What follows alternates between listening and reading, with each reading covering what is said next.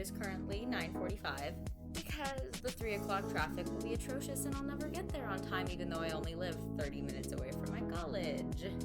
And I have to read a textbook chapter and a half because I've already read half the first one, and it's really not a hard textbook to read. It's just like tedious, you know? But in the meantime, I figured I'd sit and we could talk a little bit about social work licensure. I would just like to remind everyone that I am not a licensed social worker. I am a Bachelor of Social Work student currently. I did this because I am very anal retentive and I like to know everything about everything I'm getting myself into. I do a lot of research. So I did a lot of research. I compiled my research and I figured I'd share it with everyone else. I also would like to make the disclaimer, I am going to be speaking only about the state of Texas. I've heard some misinformation from other YouTube videos stating that Texas has their own licensure exam, which is not true under any circumstances. We still take the ASWB exam, we just have to take an extra exam along with it, which is literally a no-fail exam. You can't fail the test. My mother's an attorney and she's had to take the test too. I'll explain it in a little bit. But I kind of wanted to dispel that because Texas is the only state that has that. So let's get straight into this. First off, in Texas, you may not call yourself a social worker. You cannot have the title social worker without being licensed as a social worker. It's called a protected title, I believe. There are generally 4 different levels of licensure. There is the Licensed Baccalaureate Social Worker, or the LBSW, the Licensed Master Social Worker, or the LMSW, the Licensed Master Social Worker Advanced Practitioner, or the LMSW-AP, and the Licensed Clinical Social Worker, or the LCSW. And then under that, you can also become a Licensed Clinical Social Worker Supervisor, which is where you can have like supervisees, and that's just an LCSWS. There wasn't a lot of information on that though. I would just like to state that these are just the names for Texas. Every state names them differently, and not every state has 4 different levels of licensure. I know that in some states they're called registered social workers, and specifically in the state of Georgia, they do not have a baccalaureate license. So, for example, when I graduate with my bachelor's, I can get a license to practice the most basic generalist level of social work in Texas, but you can't do that in Georgia. They only have master social workers over there. So let's talk about what you need for each different level of licensure. In order to become a licensed baccalaureate social worker, or an LBSW, you first have to have earned a Bachelor of Social Work from a CSWE accredited school. The CSWE is the Council on Social Work Education. They're like the regulatory agency for all social work education systems. You then have to take the Texas Jurisprudence exam and pay the fees. The Texas Jurisprudence exam is the exam that people seem to think is what actually qualifies one to be a social worker in Texas.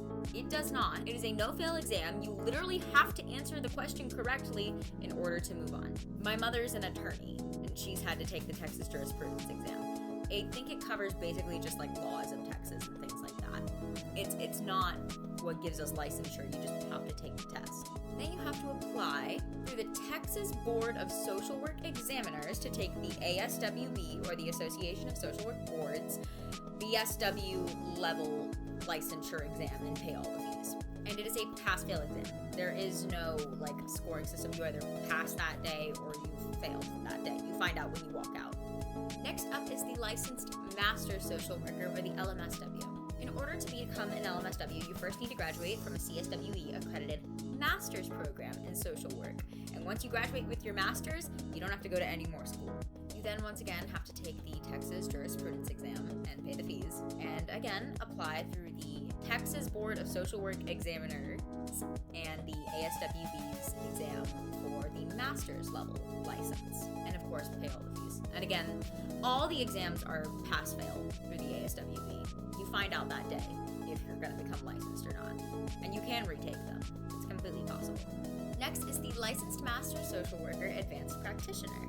First, you have to graduate from a CSWE accredited MSW program, and here's where it gets a little bit different. You have to complete 3,000 hours of supervised work at a master's level social work position at an approved agency, and then you have to perform 100 hours of supervision. This is all doing non-clinical work. This is the highest level license that you can get as a non-clinical social worker. So like if you want to perform generalist social work that, isn't therapy or mental health related and you want to get a really high level of licensure, this is the license that you're going to want.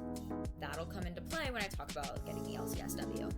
You then have to provide proof you've taken the Texas jurisprudence exam previously. You don't have to retake it, it's great. And you have to apply through the Texas Board of Social Work Examiners to take the ASWB's Licensed Master Social Worker Advanced Generalist exam and pay the fees. They call it an Advanced Generalist. I don't know why we call it an Advanced Practitioner. Advanced Generalist makes a lot more sense because it's the highest level of generalist license that you can get. Now let's talk about getting your LCSW, or your Licensed Clinical Social Worker. This is the highest licensure level that you can get. Actually, I would consider it on par with the LMSW-AP, but a lot of people regard this as like the highest level. If you want to be a mental health professional in the social work sphere, you need to get your LCSW. You can work on an LMSW, but like the LCSW is really what you want. First, you need to graduate from a CSWE accredited Master of Social Work program, but you've probably already done that to get your LMSW. And then you need 3,000 hours of supervised clinical experience. Clinical experience is working in like therapeutic settings, doing mental health assessments, providing diagnoses. Think of a therapist. Hello, Editing Angel. I'm currently at school waiting for a class to start, and I was editing this video and realized I forgot to continue explaining the last things to getting your LCSW. After your supervised hours, you have to take and pass the Texas jurisprudence exam again, and then you take the ASWB's clinical exam. All right, back to Past Angel. Fun fact, I think the statistic is like 70-something% of people who provide mental health services are actually licensed social workers instead of licensed counselors or people with degrees in psychology. Fun fact, all these supervised internships that you have to do, you most of the time don't get paid for. It sucks. You don't get paid a lot of the time. I do know people that, even in my bachelor's program, have found agencies that will hire them and will be like, yeah, we'll take this as your internship as well, and they can get paid. Like, I'm the president of Phi Alpha Honor Society, the social work honor society at my college, and our secretary-treasurer works at a facility that our school is allowing to be her field practicum internship. The air just turned on in my room. It's kind of cold. Oh well, I'm almost done. But yeah, a lot of the times we don't get paid. And lastly, I want to talk about something called independent practice recognition. Now, before I did all the research for this, I had no idea what this was. Now, this is for LBSWs, LMSWs, and LMSW-APs that want to provide private, non-clinical social work. This allows professionals to provide people with social work services pro bono, with direct payment, or through like third-party reimbursement. It is really, really important to note that only licensed clinical social workers can provide clinical services privately. The IPR is literally just for non-clinical social work services you may need. In order to earn this, you have to complete 3,000 hours of supervised work and 100 hours of supervision for a minimum of 24 months or 2 years. This is the only level that does not require a test. All you then have to do is apply through the state for licensure under this accreditation and provide proof you've taken the Texas jurisprudence exam. Now let's talk about keeping your license. So everything you have to do to keep your license is like across the board. Every social worker has to do this, regardless of your level of licensure. So every 2 years, you have to complete 30 hours of continuing education with at least 6 hours in ethics and social work values. And just make sure you're following the code of ethics, not breaking any codes by having dual relationships or breaking confidentiality where it is not necessary for clients. I'll link the code of ethics at the NASW's website below. That is all. I hope this roadmap was helpful for somebody. It's definitely been helpful for me to have. I did a lot of reading, but only really through 3 different websites, so I'm going to link all of them below so that you can go look at these yourself. I highly recommend you do your own research because I might have missed something. And remember, this is for Texas.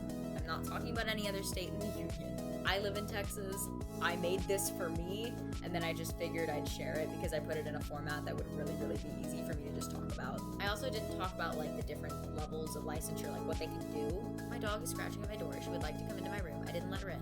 I will probably be talking about what the different levels of licensure do at some point. I hope you enjoyed this. I hope this was educational. Stay smart, stay safe, work hard. Bye.